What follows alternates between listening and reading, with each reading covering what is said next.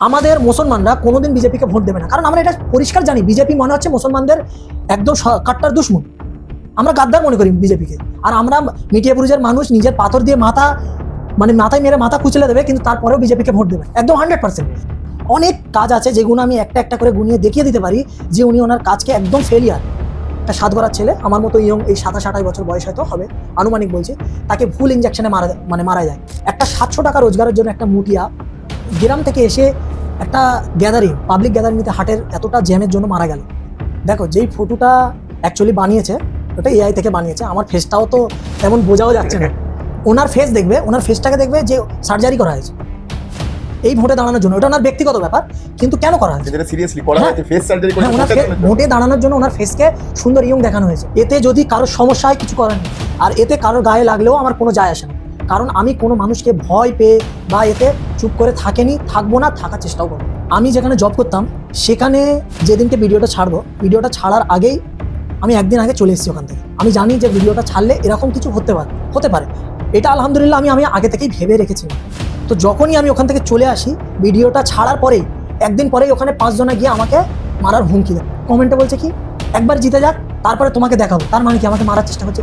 এবারে আমাকে অনেক হুমকি এসছে, অনেক রকমের হুমকি এসছে। এবার আমাকে মারার চেষ্টা করেছে, এবার তোমাকে দেখে নেবো তুমি কি করে ভিডিও বানাও, এরকম অনেক কিছু আছে যেটা আমি প্রমাণ দেখিয়ে দিতে পারি। আমার কাছে কমেন্ট আছে, মেসেজ আছে, এবং জনমানুষ জনসাধারণকে উস্কানিও দেওয়া হয়েছে। এবং আমাকে এটাও বলা হয়েছে তোমার যা ডিমান্ড হবে তুমি তাই বলো, যা বলবে তোমাকে দিয়ে দেবে। এই কি আমার বাড়িতে এসে পৌঁছে দেবে। মমতা বন্দ্যোপাধ্যায়, ওনাকে আমি ভালোবাসি, এবং অভিষেক ব্যানার্জি ওনার কাজে তো আমি অনেক সন্তুষ্ট।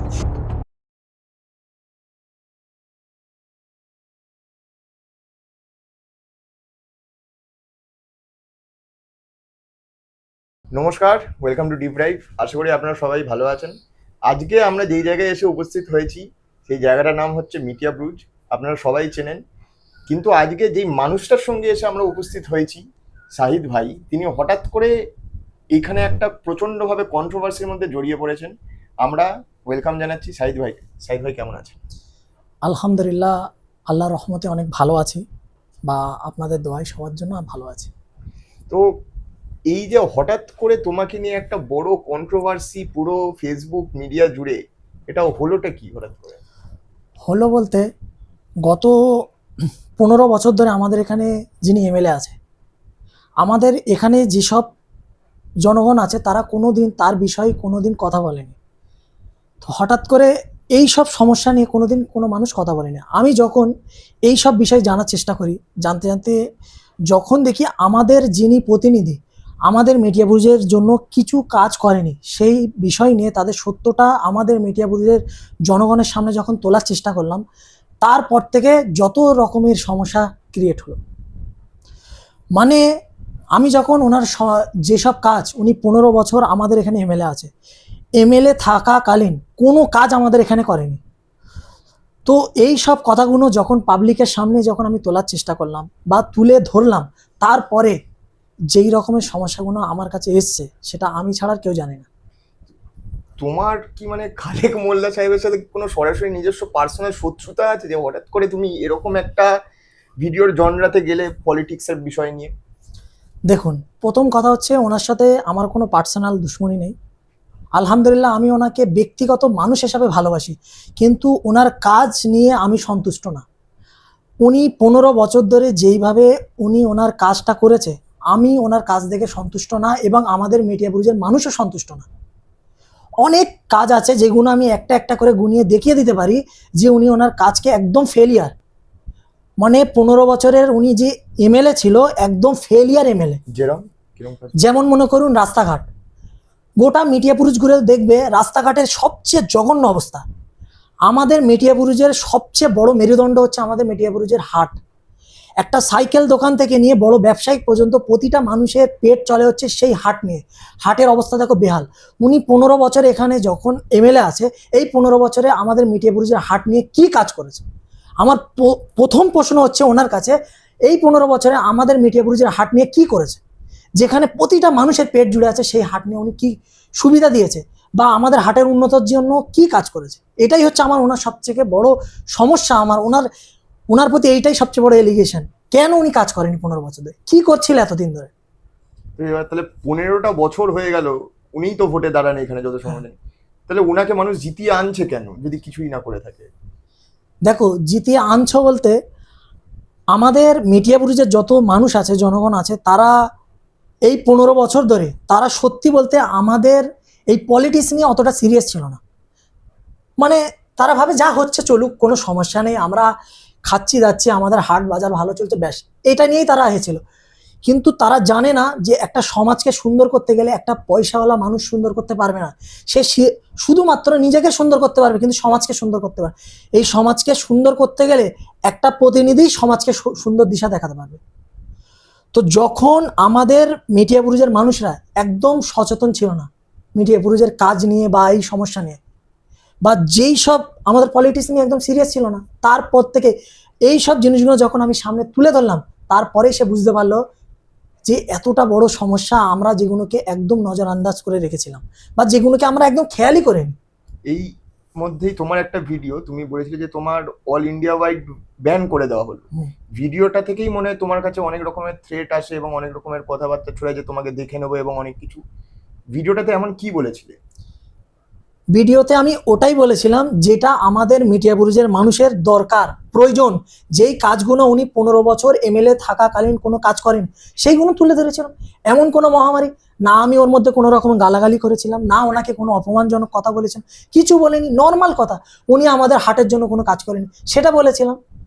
উনি আমাদের মিডিয়া বুরুজের যেসব রাস্তাঘাটের অবস্থা, রাস্তাঘাটে কোনো কাজ করেনি।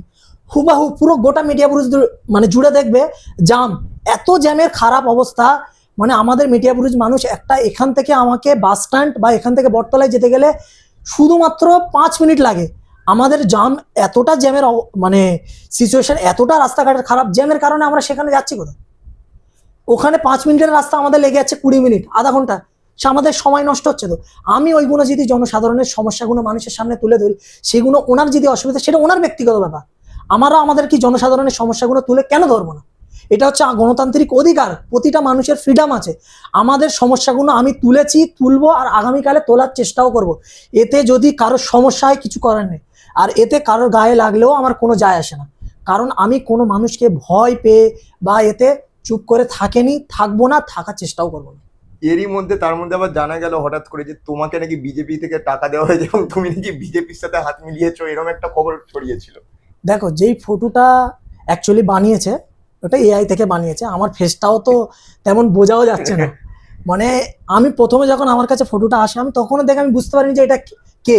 আমি ভাবি এটা কি ব্যাপার, তারপরে একটুখানি খেয়াল করে দেখলাম যে ব্যাকগ্রাউন্ডে যেটা আছে আমার সেটআপের ব্যাকগ্রাউন্ডের ওটা আছে, তখনই বুঝতে পারলাম ওটা একটা এআই থেকে ফটো। ছাক, সেটা বানাতেও পারিনি, এটা অ্যাকচুয়ালি খালেক মোল্লার অধীনেই করা হয়েছে, উনিই করে গেছে। কারণ ওনার যে গ্রুপের, দেখবে আমি আমার ভিডিওতেই দিয়েছিলাম যে এই ভিডিওটা ইন্ডিয়ায় ব্যান করে দিয়েছে, ঠিক আছে? ওই ভিডিওর মধ্যেই আছে, দেখবে আমার ইনস্টাগ্রামে গিয়ে দেখলে ভিডিওটা পেয়ে যাবে, ইনস্টাগ্রাম বা ইউটিউবেতে আছে, ঠিক আছে? ওই ভিডিওতে আমি দিয়েছি যে স্ক্রিনশট, মানে এমএলএ সাহেবের যে গ্রুপ আছে, হোয়াটসঅ্যাপ গ্রুপ আছে, সেই গ্রুপের মধ্যেই ওনার যে পিয়া আছে শিলা, ওইটাকে পোস্ট করেছে, ওইটাকে জনসাধারণকে বলেছে বা আম মানুষকে বিভ্রান্তি ছড়িয়েছে যে এটা ছাড়ো, এ মানে বিজেপির দালাল করছে, মানে বিজেপির দালালি করছে বা বিজেপির সাথে হাত মিলেছে। এটা সম্পূর্ণ মিথ্যে কথা। এখানে মানে এতে মানুষের ইজ্জত বাড়ার জায়গায় আরো ডাউন হয়ে গেছে। মানে খালেক মোল্লার এটা আরো টিআরপিকে ডাউন করে দিয়েছে, কারণ সব মানুষ জানে এটা আমার ফেস না। দেখো, যেটা ফটোটা বানিয়েছে ওটা অ্যাকচুয়ালি দেখে মনে হচ্ছে একটা 40 বছর বা 50 বছরের মানুষ। সত্যি বলতে আমার বয়স এখন ইয়ং, 27-28 বছর বয়স আমার। তো এবার যখন এই সমস্ত একটা সিচুয়েশনের মধ্যে দিয়ে যাচ্ছ, এই সিচুয়েশনের মধ্যে মনে হয়নি, ভয় লাগেনি যে তোমার বাড়িতে তোমার পরিবারের ওপর হামলা হবে বা এরকম কিছু?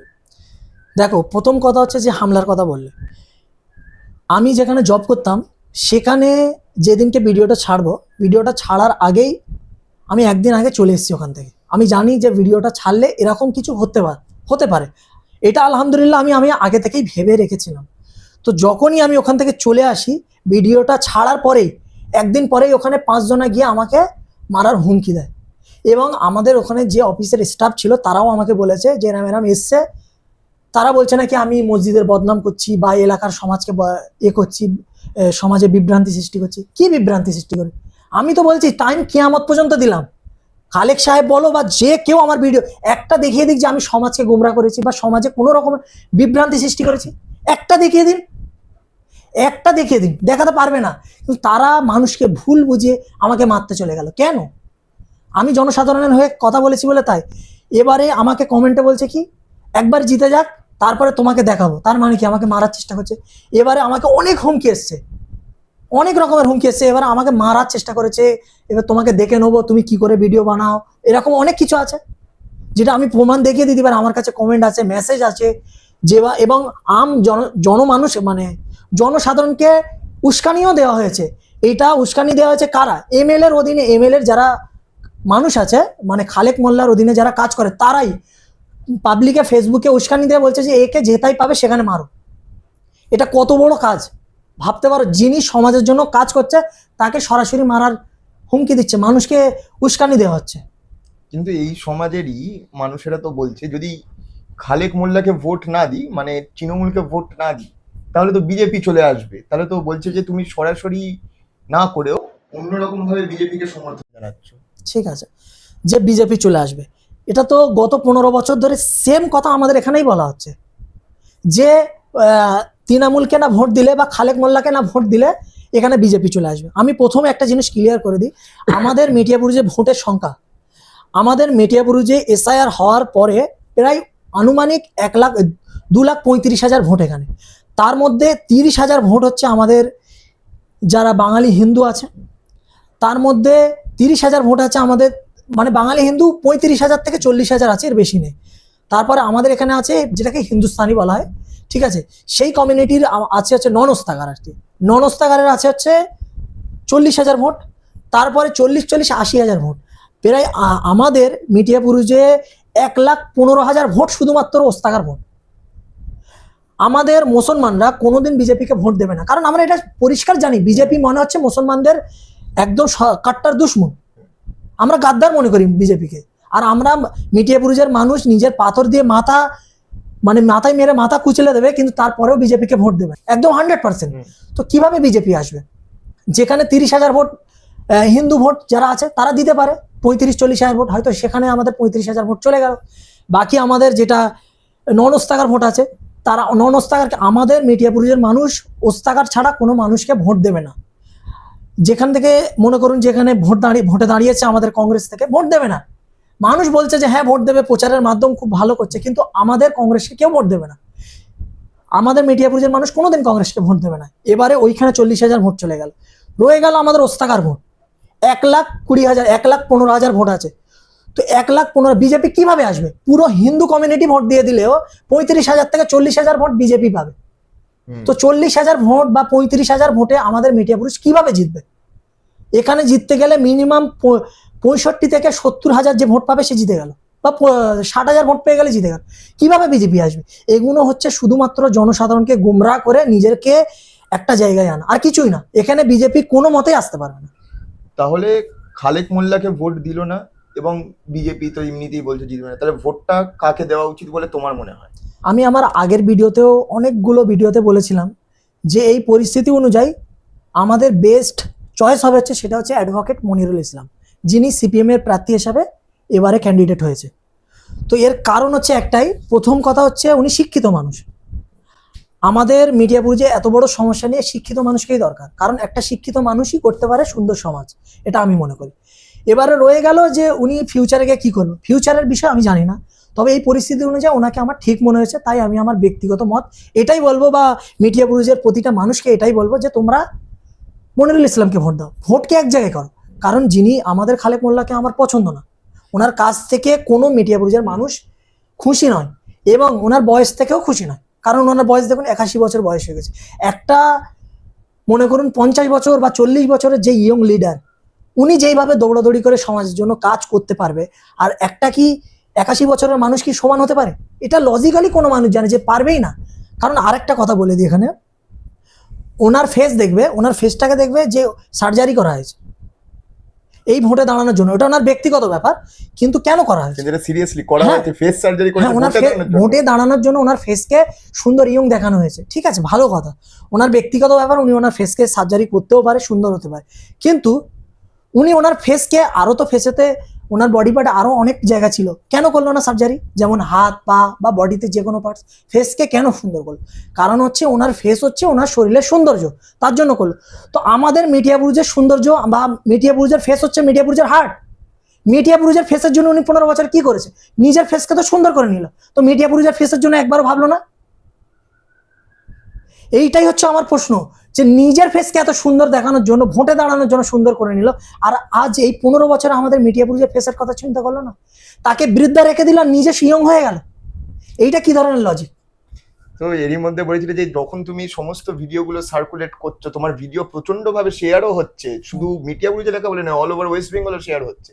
সেই সময় তোমাকে তৃণমূল থেকে অফার দেওয়া হয়েছে যে টাকা দেওয়ার জন্য, সেটা বিষয়টা কি হয়েছিল? দেখো, এটা আমার কাছে প্রমাণ নেই যে টাকা দেওয়া হয়েছে, কারণ কোনো মানুষকে এলিগেশন লাগাতে গেলে একটা যথেষ্ট প্রমাণ লাগে। তবে এটা হয়েছে, আমাকে অফলাইনের মাধ্যমে বলেছে সরাসরি। আমাকে এমনও বলেছে যে খালেক সাহেব আপনাকে বাড়িতে ডেকেছে, সরাসরি আপনি ওনার সঙ্গে সরাসরি দেখা করুন। তবে আমার কাছে এটা প্রমাণ নেই, এটা অফলাইনে সরাসরি আমাকে ফেস টু ফেস বলেছে, তো অ্যাক্সিডেন্টলি বলেছে, ওই জন্য আমার কাছে প্রমাণ নেই। বলেছে সরাসরি এসো, এবং আমাকে এটাও বলা হয়েছে তোমার যা ডিমান্ড হবে তুমি তাই বলো, যা বলবে তোমাকে দিয়ে দেবে, এই কি আমার বাড়িতে এসে পৌঁছে দেবে, এটা এরকম বলেছে। আমি বলবো না যে এটা খালেক মোল্লা সরাসরি আমাকে বলেছে, কারণ উনি তো আর সরাসরি বলবে না। উনি বললে সরাসরি ওনার রেকর্ড করে নেওয়া হবে বা পাবলিকে এ করা হবে। এটা কোনো একটা মানুষের মাধ্যমে আমাকে বলেছে যে তোমার ডিমান্ড বলো, যা ডিমান্ড বলবে সেটাকে আমি তোমার পূরণ করে দেবো, এটা। এবং এটাও আমাকে বলা হয়েছে তুমি এখন চুপ করে যাও, তুমি এখন চুপ করে গেলে সামনে আমাদের কর্পোরেশন ইলেকশন আছে, মানে যে কাউন্সিলর ইলেকশন ডিসেম্বরে সম্ভবত আছে, তো তোমাকে 141 নম্বর ওয়ার্ড থেকে একটা কাউন্সিলর সিট দেওয়া হবে, এরকম আমাকে অফার এসছে। কেন? আমি এসব অফারের কোনো আশা রাখি না, বা আমি শুধুমাত্র বিনা স্বার্থে জনসাধারণের কাজ করতে এসেছি, জনসাধারণের সমস্যাগুলো মানুষের সামনে তুলে ধরেছি। তুমি তো এই এলাকায় এমনও দেখা গেছে মুসলমান সম্প্রদায়েরই অনেক লোক আবার তোমার এগেনস্টে কথা বলছে তোমার কমেন্ট বক্সে এসে অনেক সময়, ঠিক আছে, যে তুমি নাকি তাদেরকে ছোট করেছো, যে নাকি মসজিদকে ছোট করেছো, নাকি তারপর মাদ্রাসার যারা টাকা কালেকশন করে তাদেরকে ছোট করার চেষ্টা করেছো, এরকম কথাটা কেন বলা হচ্ছে বলে মনে হয়? দেখো, তারা যেগুলো বলছে এটা শুধুমাত্র একটা হিংসা, এছাড়া আর কিছু না। যে মাদ্রাসাকে বদনাম করা হচ্ছে বা মসজিদকে, একটা ভিডিও আমার দেখিয়ে দিক যেখানে আমি বলেছি যে মসজিদকে বদনাম করেছি, একটা ভিডিও দেখে দে। প্রতিটি মানুষ আমার ভিডিও যারা যারা দেখছে, আমি তাকে চ্যালেঞ্জ করে বলছি, আমার একটা ভিডিও দেখিয়ে দিক আমি যেখানে মাদ্রাসাকে বদনাম করেছি বা মসজিদকে বদনাম করেছি। টাইম কিয়ামত পর্যন্ত দিলাম, একটা ভিডিও দেখিয়ে দিক যে আমি মসজিদকে করেছি বদনাম। এগুলো কিছু না। আমি যখন একটা সত্য কথা মানুষের সামনে তুলে ধরছি না, তার গায়ে লেগেছে, কারণ সে চোর, তার জন্য তার গায়ে লেগেছে, তার কারণে আমার কথা বলছে মাদ্রাসাকে বদনাম করছি বা মসজিদকে বদনাম করছি, তার গায়ে লেগেছে। তো দেখো, যে চুরি করবে, আমি যদি তাকে গিয়ে বলি যে হে ভাই তুমি কেন চুরি করছো, সে অবশ্যই তার তো গায়ে লাগবেই, সেই বলবে। কিন্তু ভালো মানুষ যারা আছে তারা কেউ বলবেন। আমার ভিডিও যারা দেখে বা আমাকে যারা এতদিন ধরে শুনছে, তারা জানে 90% মানুষ আমাকে সাপোর্ট করে। 10% যারা সাপোর্ট করে না, তারা তো এমনি থাকবে, তারা তো সমাজে না কোনোদিন ভালো উন্নতির জন্য কোনো কাজ করেছে না করবে। তারা শুধুমাত্র যারা ভালো কাজ করে তাদের পিছনে লেগে সমাজকে আরো পিছনে ঠেলে দেওয়ার চেষ্টা করছে। আর এখন থেকে কিছু মাস আগের ঘটনায় যাব, এইখানে ফটক বলে একটা এলাকা আছে, সেইখানে বলা হচ্ছিল যে হিন্দু মুসলমানের নাকি একটা দাঙ্গা ফ্যাসাদ হয়েছিল, সেইখানে অ্যাকচুয়ালি বিষয়টা কি হয়েছিল? দেখো, ওখানে যে একটা ফটক বলে একটা এলাকা আছে, ঠিক আছে, ওইখানে ঠিক ফটকে একটা পুলিশ স্টেশন আছে, ঠিক আছে, ওইখানে ঠিক পুলিশ যে স্টেশন আছে ওই সামনে, ঠিক আছে, ওর একদম সামনে একটা গাছ লাগানো নিয়ে সমস্যা। একটা গাছ, যিনি খালেক মোল্লারই একটা মেম্বারই বলতে চলে, তৃণমূলের একটা কার্যকর্তা, উনি কি করে একটা গাছ লাগাতে যায়, তো ওই গাছকে টার্গেট করে যত রকমের দাঙ্গা সৃষ্টি হয়। ওখানে চাইলে একটা মানুষ বা ওখানে একটা যখন একটা পুলিশ রয়েছে, থানা রয়েছে, থানা চাইলে তো এটাকে বন্ধ করে দিতে পারে। একটা সামান্য গাছ লাগানো নিয়ে এত বড় দাঙ্গা সৃষ্টি হলো, একটা মুসলমান আর একটা হিন্দুদের মধ্যে একটা ডিভাইডেড একটা দেয়াল তুলে দিল। চাইলে এখানে উনি যিনি প্রতিনিধি আছে আব্দুল খালেক মোল্লা সাহেব, উনি চাইলে ওটাকে রুখতে পারতো, কেন রুখলে না? ওইখানে মুসলমান আর হিন্দুদের মধ্যে যেই সব ঝামেলা হয়েছে, ওখানে মনে করুন আমাদের মুসলমানদের মধ্যে 600 থেকে 700 মানুষকে তুলে নেওয়া হয়ে গেছে, নির্দোষ মানুষকে তুলে নিয়েছে। মনে করুন তার মধ্যে যারা ভুল করেছিল, ঝামেলায় জড়িত ছিল, তার মধ্যে থেকে 150 থেকে 200 জনা ওই দাঙ্গায় জড়িত ছিল। তো বাকি 400 জনা কি করেছিল? বাকি 400 জনা নির্দোষ মানুষকে ঘর থেকে, যে ভাত খাচ্ছিল তাকে তুলে নিয়ে গেছে, যে কাজ করছিল তাকে টেনে হিঁচড়ে তুলে নিয়ে গেছে। ওই এমএলএ কোথায় ছিল? কেন সাপোর্ট করেনি? কেন সাপোর্ট করেনি? আমার প্রশ্ন হচ্ছে এটা। এবারে ওইখানে যারা হিন্দু ছিল, নির্দোষ হিন্দুদের বাড়ির ঘর ভাঙা হয়েছে। আমি বলবো যে মুসলমান হোক বা হিন্দু হোক, আমি হচ্ছে সত্যর সাথে। মুসলমান ভুল করলেও তাকে বা ধরো তাকে যথেষ্ট সাজা দাও, আর হিন্দু ভুল করলে তাকেও যথেষ্ট সাজা দাও। আমি একটাই কথা বলবো, যে নির্দোষ হিন্দুদের বাড়ি ছিল তাদের ঘরকে কেন ভাঙা হয়েছে? যারা ভেঙেছে তাকে শাস্তি দিক, যথেষ্ট শাস্তি দিক, কারণ সে দোষী। কিন্তু নির্দোষ মানুষকে কেন শাস্তি দেওয়া হবে? ঘর থেকে টেনে হিঁচড়ে তুলে নিয়ে চলে গেছিল, কেন আসেনি আমাদের? আরেকটা কথা বলে নি, মেদিনীপুর থেকে শুভেন্দু অধিকারী আমাদের এখানে ফটকে চলে আসতে পারে, অভিষেক ব্যানার্জি আমাদের এখানে এসে কেন দাঁড়ায়নি? ওনার ঘর তো আমাদের মিডিয়াপুরের পাশেই, একদম কালীঘাট একদম পাশে। এখান থেকে 20 মিনিট লাগবে আমাদের এখান থেকে যেতে কালীঘাট। উনি আসতে পারতো তো। বা খালেক মোল্লা সাহেব, উনি কোথায় ছিল? উনি এসে দেয়াল হয়ে দাঁড়ানোর কথা ছিল। এত মানুষের ক্ষতি হয়েছে, একটা আমাদের কমিউনিটির মধ্যে ডিভাইডেড হয়েছে, উনি কেন করেনি? এবং যিনি দাঙ্গাটা সৃষ্টি করেছে, দাঙ্গাটা শুরু করেছে, সেই মানুষটাকে এখনো পর্যন্ত জেলে কেন পড়ানো হয়? একটা মানুষের জন্য একটা এত বড় দাঙ্গা সৃষ্টি হলো, উনি কি করেছে? তাকে যথেষ্ট সাজা দেওয়ার দরকার ছিল। এখন খুলাম ঘুরছে, কেন ঘুরছে? এবার এই সমস্ত কিছুর মধ্যেই দেখা যাচ্ছে যে মনে হয় না যে পুরো ওয়েস্ট বেঙ্গল জুড়েই একটা কথা প্রচণ্ডভাবে ছড়ানো হচ্ছে যে প্রার্থী তৃণমূলের যেই হোক, মমতা ব্যানার্জি হচ্ছে অ্যাকচুয়াল ফেস, মমতা ব্যানার্জির মুখের দিকে তাকিয়ে ভোট দিয়ে দাও। এবং তার সাথে সাথে আর একটা প্রচার চলছে যে আমরা তো যুবসাথী দিচ্ছি, মানে যেটাকে বেকার ভাতা বলছে, আবার তার সাথে সাথে বলছে যে আমরা তো লক্ষ্মীর ভান্ডার দিয়ে দিচ্ছি। তাহলে আর কিসের দরকার আবার আলাদা জায়গায় ভোট দিয়ে? দেখো, দিদি যে প্রকল্পগুলো দিচ্ছে, এটা আমরা অনেক ফায়দা পেয়েছি। যুবসাথী বলো বা লক্ষ্মী ভাণ্ডার বলো, আমাদের বাড়িতে পাচ্ছে, বা আমরা সেসব সুবিধা থেকে অলরেডি আমরা ফায়দা তুলছি, এটা আমি কোনো অস্বীকার করব না। বাকি দিদি যেগুলো দিয়েছে, স্বাস্থ্যসাথী বলো, এগুলো অনেক ভালো কাজ, তো আমি এতে অস্বীকার করবো না। আমি এখনো বলবো, তখনও বলবো, আমি আমার মমতা ব্যানার্জি, মমতা বন্দ্যোপাধ্যায়, ওনাকে আমি ভালোবাসি, এবং অভিষেক ব্যানার্জি ওনার কাজেতে আমি অনেক সন্তুষ্ট। এই না যে 100% পুরো কাজেতে, তবে ওনার অনেক কাজেতে আমি খুব খুশি, ভালোবাসিও। এবং আমিও বলবো যে আমাদের এখানে তৃণমূল প্রার্থী শাসক করুক বা তৃণমূল দল শাসক করুক, এতে আমি খুশি। কিন্তু আমার প্রবলেম হচ্ছে একটাই, যে আমাদের এলাকায় বা যেই এলাকায়, আমাদের গোটা ওয়েস্ট বেঙ্গলের যে এলাকায় প্রার্থী যে দাঁড়াবে, সেই প্রার্থী দেখে মানুষকে ভোট দেওয়া দরকার। এই না যে তৃণমূলকে দেখে, সিপিএমকে দেখে বা বিজেপিকে দেখে। কারণ আমি দেখবো যে আমাদের মমতা ব্যানার্জি, অভিষেক ব্যানার্জি, উনি খুব ভালো, ওনারা কাজ করছে, কিন্তু ওনারা যাদেরকে যে এই বিধানসভা ভোটে যেখানে যেসব মানুষগুলো দাঁড়িয়েছে, তাদের দেখুন অবস্থাগুলো ভালো না। হয়তো আমাদের যে বলছে যে না দিদিকে দেখে ভোট দাও, বা লক্ষ্মী ভান্ডার দিচ্ছে ভোট দিচ্ছে, একটা চোরকে দাঁড় করে দিল, আমাদেরকে ভোট দিতে হবে? সে সমাজের জন্য কতটা উপকার করতে পারে? একটা অজ্ঞ মূর্খ যে সমাজের গুন্ডা, তাকে দাঁড় করে দিলে আমরা দিদিকে ভোট দেখে দেখো? আমি এটা প্রতিটা ওয়েস্ট বেঙ্গলের মানুষকে বলতে চাই, যে আপনারা যাকে ভোট দেবেন, মানুষ দেখে ভোট দিন, দিদিকে দেখে না। আপনাদের এলাকায় কাজ করবে কিন্তু দিদি না, আপনাদের এলাকায় কাজ করবে হচ্ছে সেই প্রতিনিধি, সেই ক্যান্ডিডেট যে দাঁড়িয়েছে, যে জিতে আসবে। আর প্রতিটা মানুষকে একটা ক্যান্ডিডেট দেখে দেওয়া দরকার, যে মানুষ জনসাধারণের জন্য কাজ করে, ভালো নিঃস্বার্থে মানুষের জন্য কাজ করে, তাকে দেওয়া দরকার। এবারে রয়ে গেল যুবসাথী, স্বার্থসাথী, বাকি যেসব প্রকল্পগুলো নিয়ে ক্যান্ডিডেটগুলো বলে, আমি বলবো এগুলো ভুল। কারণ এগুলো দিদি দিচ্ছে, তারা দিচ্ছে না। তাদের কাজ কি? প্রতিটা মানুষ ভোট চাওয়া দরকার নিজের কাজের ভিত্তিতে। এই না যে দিদির নামকে খালি সামনে রেখে ভোট চেয়ে নেবো, এটা একদম কোনো মতে ঠিক না, ভ্যালিডও না। প্রতিটা মানুষকে এটা জানা দরকার, যে ক্যান্ডিডেটকে ভোট দেবো সে ক্যান্ডিডেটটা কতটা উপযুক্ত, কতটা শিক্ষিত মানুষ, যে আমাদের সমাজের জন্য উপকার বা সমাজের জন্য ভালো। তো আমার লাস্টের দিকে এসে গেছি এপিসোডের, সেখানে আমি জিজ্ঞেস করবো যে তোমাদের মিডিয়া বুরুজের মানুষের মূল দাবিগুলি কি কি? দেখো, আমাদের মিডিয়াপুরুষের মূল দাবি একটাই, সবচেয়ে প্রথম দাবিটা আমি বলি, সেটা হচ্ছে মিডিয়াপুরুষের হাট। আমাদের এশিয়ায় সবচেয়ে বড় বিগ হাট বলতে গেলে চলে, যে হোলসেল মার্কেট, সেটা হচ্ছে আমাদের মিডিয়াপুরুষের হাট। মিডিয়াপুরুষের যে হাট আছে, এই হাটের উন্নতির জন্য আমাদের এমএলএ সাহেবকে করা দরকার ছিল, উনি করেইনি। যেমন ধরো, বিভিন্ন দেশ থেকে, সাউথ আফ্রিকা বা আরো বিভিন্ন দেশে, কান্ট্রি থেকে আমাদের এখানে মাল কিনতে আসে, হোলসেল মাল কিনতে আসে, বা বিভিন্ন রাজ্য থেকে, মহারাষ্ট্র বলো, দিল্লি বলো, পাঞ্জাব বলো, হরিয়ানা বলো, সব জায়গা থেকে আসে। তো তাদের যে কাস্টমাররা আসবে, তাদের জন্য সুযোগ সুবিধা কি দিয়েছি? আমাদের দরকার মিডিয়াপুরে একটা মেট্রো দরকার, যেখানে মাঝেরহাটে মেট্রো চলে আসলো, আমাদের এখানে কেন আসলো না? এখানে একটা আমাদের হাওড়া জেলা আর মিডিয়াপুরের মধ্যে একটা কমিউনিকেশন গ্যাপ আছে, সেই গ্যাপটাকে কিভাবে পূর্ণ করা যায়? একটা নদী আছে, নদীর ওখান থেকে একটা কিভাবে গ্যাপটাকে একটা শর্ট আউট করা যায়, একটা ব্রিজের মাধ্যমে হোক, বা ভালো একটা পরিষেবা লঞ্চ, যেমন একটা বিচালিঘাটে আছে, একটাই মাত্র, কেন?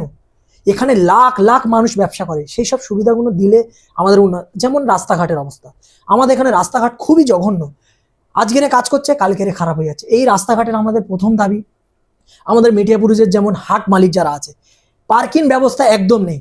যেমন ধরুন এবিএম হাট, এক্সপ্রেস হাট, নিউ ভিআইপি, ওল্ড ভিআইপি, এইসব হাটগুলো এত বড় মানে গ্যাদারিং ওলা হাট রয়েছে, সেসব হাটের একটাও পার্কিং ব্যবস্থা রাখেনি।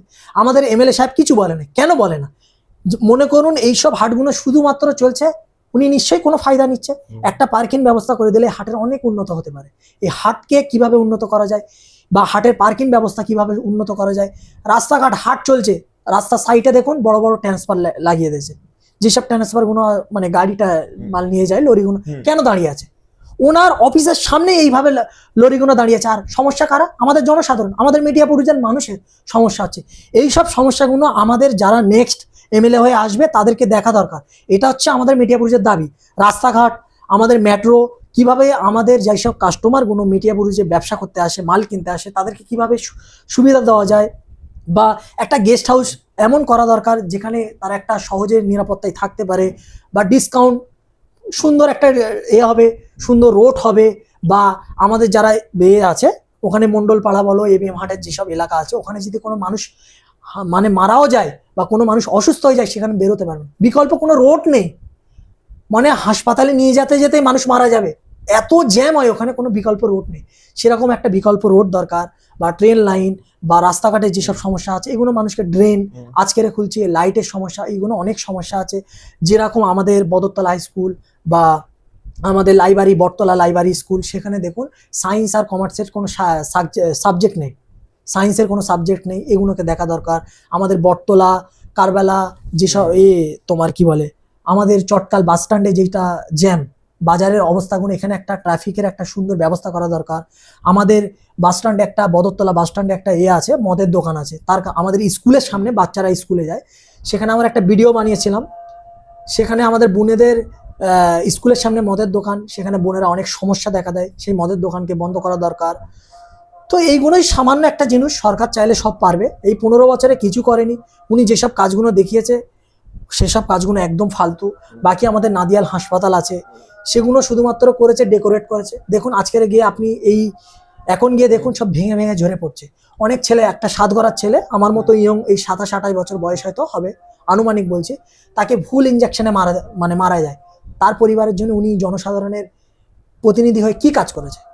ঠিক আছে, উনি নাই মারেনি, ওই ভুল ইঞ্জেকশনে মারা গেল, ওনার তো দেখা দরকার ছিল, সেই পরিবারের দেখেনি। একটা 700 টাকা রোজগারের জন্য একটা মুটিয়া গ্রাম থেকে এসে একটা গ্যাদারিং, পাবলিক গ্যাদারিং নিতে, হাটের এতটা জ্যামের জন্য মারা গেল, 700 টাকা রোজগারের জন্য মারা গেল। উনি এখানের জনপ্রতিনিধি হয়ে কি কাজ করেছে? ওনাকে দেখা দরকার ছিল যে এই মানুষটা 700 টাকা রোজগারের জন্য মারা গেল, তার পরিবারের জন্য উনি পাশে দাঁড়ানো দরকার ছিল, যতটা পারবে। কিছু করেনি, কেন করেনি? এই এতগুলো মানুষ মারা যাচ্ছে, এই মানুষের, আমাদের একটা হাদিস আছে, মুহাম্মদ সাল্লাল্লাহু আলাইহি সাল্লাম বলেছে যে কোনো মানুষ তার প্রতিনিধিতে, মানে তার নেতৃত্বে যদি একটা পাখিও মারা যায়, সেই পাখির জব আল্লাহকে দিতে হবে। তো আমি এটাই বলবো যে এই ওনার অধীনে মারা গেছে, এই জবাবটা কে দেবে? আমি তো ওনাকে বলবো যে আপনি আল্লাহকে ভয় করুন, কালকের কিয়ামতের দিন আপনাকে জব দিতে হবে। আমাল হায়াতুদ দুনিয়া ইল্লা মাতাউল উরুর, এই দুনিয়া শুধুমাত্র ধোঁকা ছাড়া কিছু না, একদিন প্রতিটা মানুষকে মরতে হবে, কাল কিয়ামতের দিন আল্লাহকে সব জব দিতে হবে।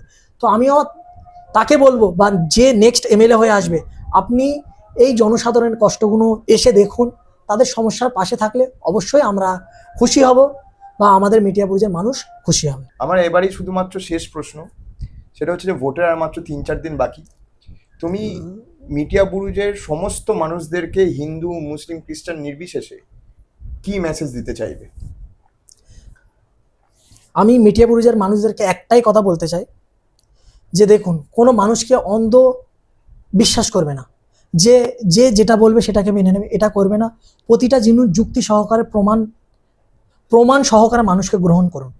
আর একটা কথা বলবো, আপনারা যাকে ভোট দেবে চিন্তা ভাবনা করে ভোট দেবে, কারণ এই একটা ভোট পুরো গড়ে দিতে পারে একটা সমাজকে। কারণ একটা ভুল ভোট বা একটা ভুল সিদ্ধান্ত পুরো মিডিয়াপুরুষকে বরবাদ করে দিতে পারে।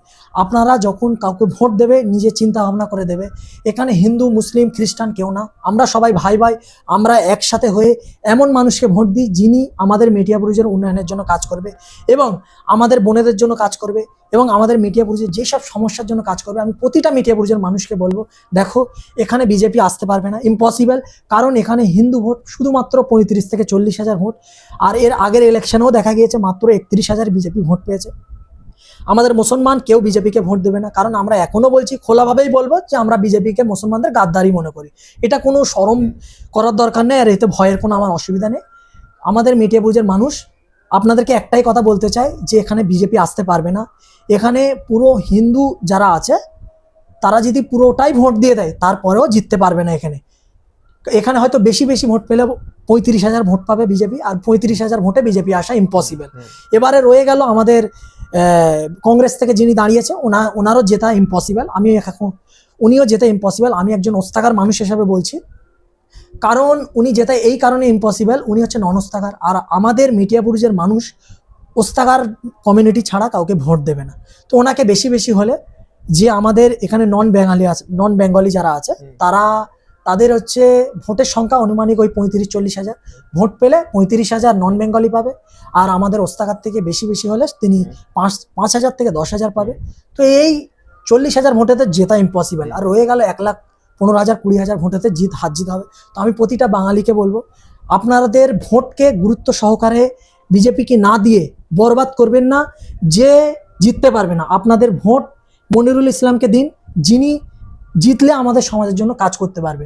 কারণ এই পরিস্থিতি অনুযায়ী আমার মনে হচ্ছে উনি বেস্ট, তাকে ভোট দিন। আর বাকি যারা আমাদের নন বেঙ্গলি আছে তাকেও বলবো, আপনারা কংগ্রেসকে ভোট দিয়ে ভোটকে নষ্ট করবেন না। কোনো দিন আমাদের এখানে যে কংগ্রেসের ক্যান্ডিডেট আছে উনি জিততে পারবে না, ইম্পসিবল। তো রয়ে গেল আপনারা আপনাদের ভোটকে মনিরুল ইসলামকে দিন। আর বাকি যারা আছে অন্ধভক্তভাবে চিন্তা করছে তাদেরকেও বলবো, আপনারা চিন্তা ভাবনা করে দেখুন, এখানে বিজেপি আসার কোনো রকম চান্স নেই। যে এই না যে আমি বলে দিলাম বিজেপি চলে, এটা শুধুমাত্র একটা ভয় দেখিয়ে ভোট নেওয়ার ষড়যন্ত্র, আর কিছু না। তো আমি বলবো খালেক মোল্লাকে সবাই অ্যাভয়েড করে মনিরুল ইসলামকে ভোট দিন, আর হাত মজবুত করে আমাদের মিডিয়াপুরুষের উন্নয়নের জন্য সবাইকে কাজ করতে হবে। যে যেইভাবে পারবে সবাই এগিয়ে আসুন, এগিয়ে এসে মিডিয়াপুরুষের মানুষ বা মিডিয়াপুরুষের সমাজকে সুন্দর গড়ে তুলি। আজকে আমাদের এপিসোডটা এতটাই, এবং সাহিদ ভাইকে থ্যাংক ইউ। ওয়েলকাম, আবার আসবেন। Thank you.